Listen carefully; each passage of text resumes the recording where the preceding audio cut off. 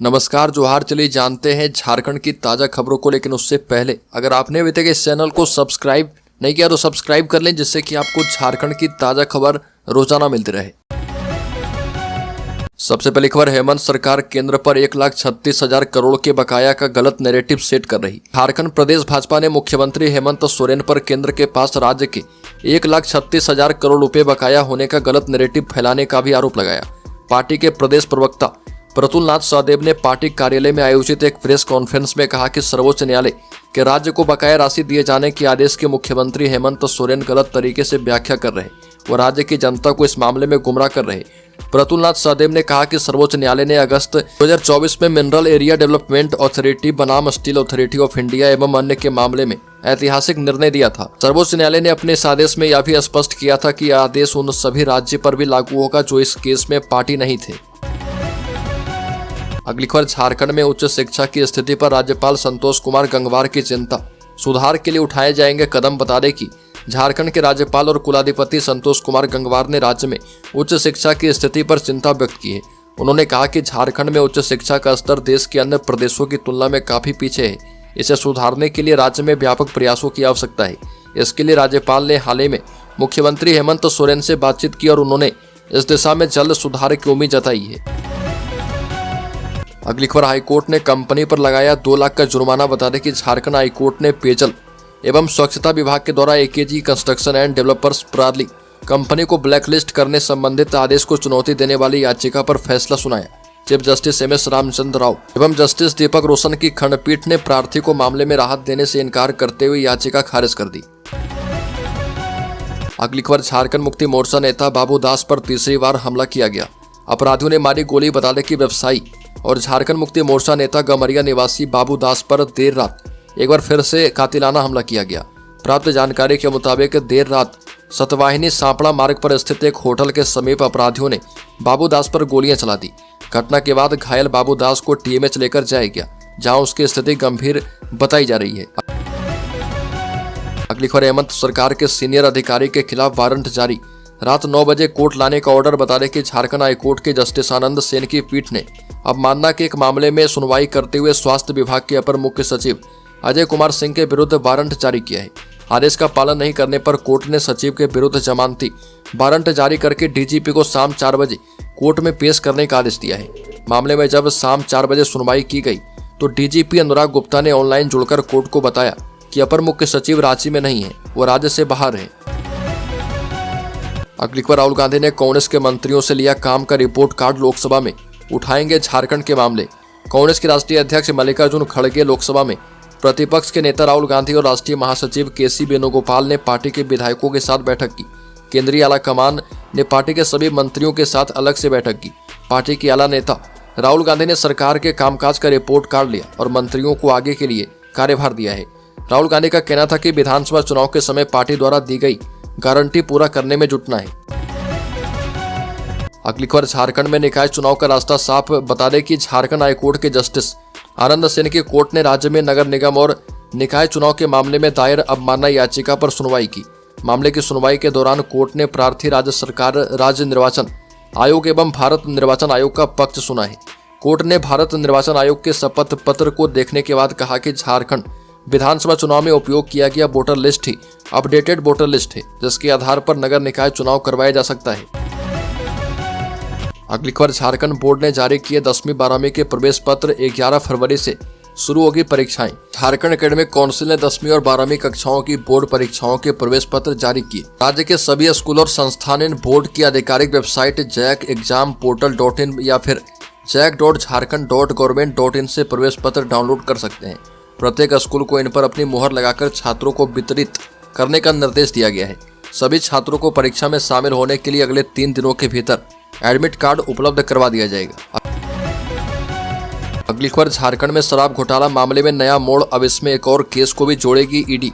झारखंड में भी शराब घोटाला केस में मनी लॉन्ड्रिंग के तहत जांच कर रही ईडी अब अपने केस में प्रिज्म होलोग्राफी के विरुद्ध दर्ज केस को भी जोड़ेगी। उक्त केस ग्रेटर नोएडा के कासना थाने में दर्ज की गई थी। वर्ष 2023 में दर्ज प्राथमिकी messrs prism holography security films private limited के प्रबंध निदेशक विधु गुप्ता सहित 5 के विरुद्ध नामजद प्राथमिकी दर्ज की गई थी। ये वही कंपनी है जिस पर नकली होलोग्राम आपूर्ति करने का आरोप है। राज्य में छत्तीसगढ़ मॉडल की तर्ज पर लागू शराब नीति के दौरान इसी कंपनी को झारखंड में भी होलोग्राम आपूर्ति का ठेका मिला था। अगली खबर की बात करें तो झारखंड में बीजेपी ने खेला मास्टर स्ट्रोक, हेमंत सोरेन की बढ़ सकती है टेंशन। झारखंड में चुनाव में बुरी तरह से हारने के बाद अब भारतीय जनता पार्टी ने अपनी रणनीति बदल दी है। बीजेपी ने मास्टर स्ट्रोक खेलते हुए संगठन में पूरी तरह से बदलाव किया। बीजेपी अब नई टीम बनाने में लग चुकी है। बीजेपी की सियासी चाल ने हेमंत सोरेन की टेंशन बढ़ा दी है। वहीं अभी मंडल स्तर पर चुनाव का प्रक्रिया भी चल रहा। भाजपा नेता बूथ से लेकर मंडल स्तर तक ओबीसी और आदिवासी नेताओं की नई टीम तैयार करने में लग चुके हैं। आने वाले दिनों में निकाय चुनाव होने हैं। अगली खबर, झारखंड में प्राइवेट स्कूलों की मनमानी पर लगेगा अंकुश, क्षेत्रीय भाषा में प्राइमरी तक होगी पढ़ाई। बता दें कि घाट जिला के 18 सरकारी स्कूलों में शिक्षा विभाग ने 400 बेंच डेस्क आवंटित किया है। मंत्री ने कहा कि बाकी स्कूलों में बेंच डेस्क का वितरण प्रतिनिधि करेंगे। ये भी कहा कि अब किसी स्कूल में बच्चे जमीन पर बैठकर पढ़ाई नहीं करेंगे। सरकार सरकारी शिक्षा के बुनियादी ढांचे को मजबूत कर रही है।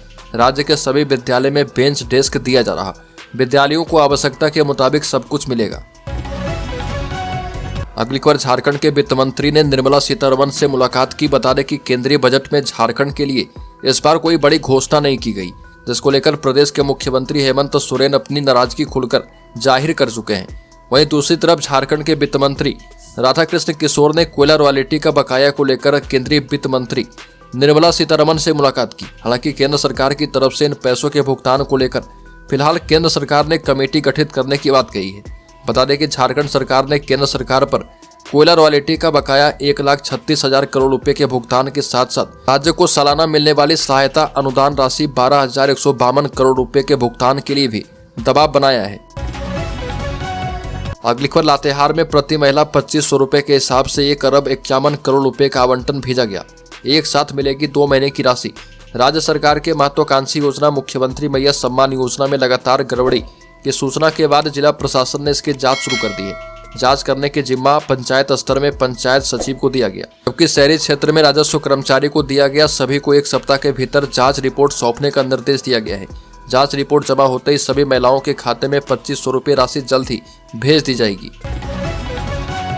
अगली खबर, मैया सम्मान योजना में बड़ा घोटाला, महिलाओं के पैसे बीएलई ने अपने खाते में ले लिए। फतेहपुर प्रखंड की बारनाचा पंचायत में मैया सम्मान योजना में घोटाला सामने आया है। यहाँ पर महिलाओं के नाम पर सरकारी राशि निकाली गई, लेकिन पैसा उनके खाते में नहीं पहुंचा। आरोप जो है पंचायत के बीएलई मृत्युंजय चौधरी पर लगा है। उसने 17 लाभुकों के बैंक खातों की जगह अपने और अपने परिचितों के खातों को जोड़कर सरकारी राशि हड़प ली। फतेहपुर प्रखंड विकास पदाधिकारी मामले की जांच के आदेश दिए हैं। बताया जा रहा है कि बीएलई ने चाइना देवी, रीता देवी, सोनम कुमारी, बेबी देवी, मीरा मंडल, सोना कुमारी, मीरा देवी सहित कई महिलाओं के नाम पर सरकारी राशि अपने खाते में डलवा ली। अगली खबर, 9 डिग्री तक पहुंचा झारखंड के 8 जिलों का तापमान। बता दें कि उत्तरी और उत्तरी पश्चिम हवाओं ने बढ़ाई कनकनी।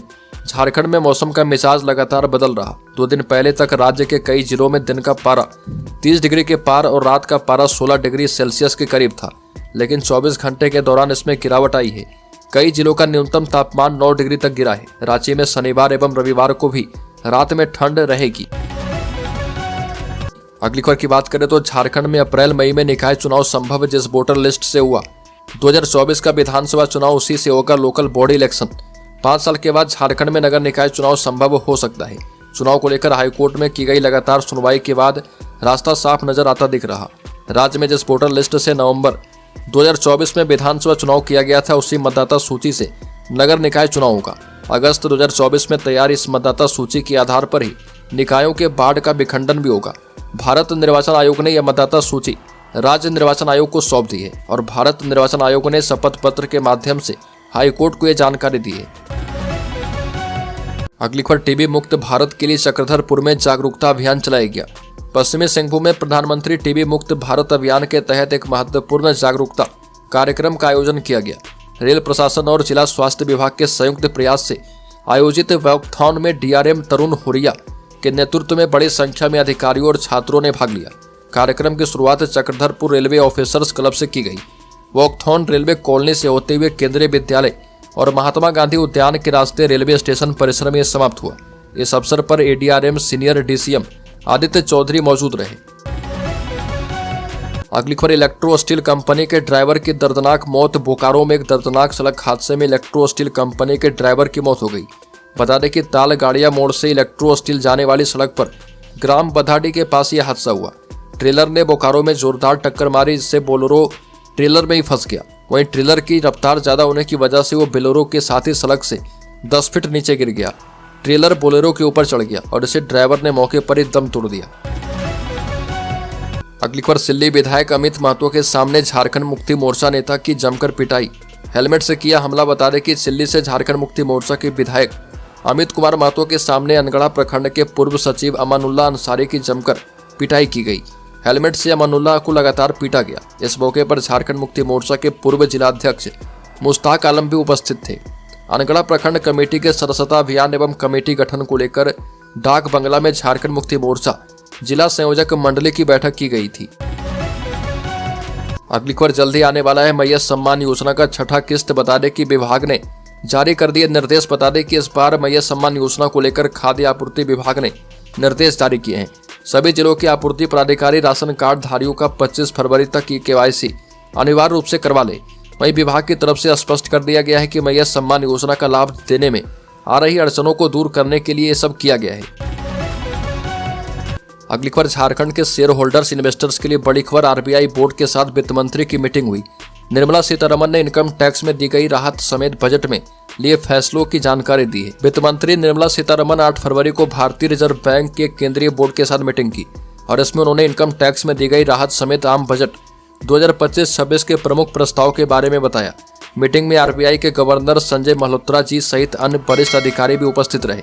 इस मीटिंग में वित्त मंत्री ने भारतीय रिजर्व बैंक बोर्ड के सदस्य को संबोधित किया और सरकार के द्वारा बजट में उठाए गए कदमों के बारे में बताया। इस मीटिंग के बाद RBI गवर्नर संजय मल्होत्रा, निर्मला सीतारमन और वित्त मंत्रालय में राज्य मंत्री पंकज चौधरी ने प्रेस कॉन्फ्रेंस करके मीडिया के सवालों के जवाब दिए।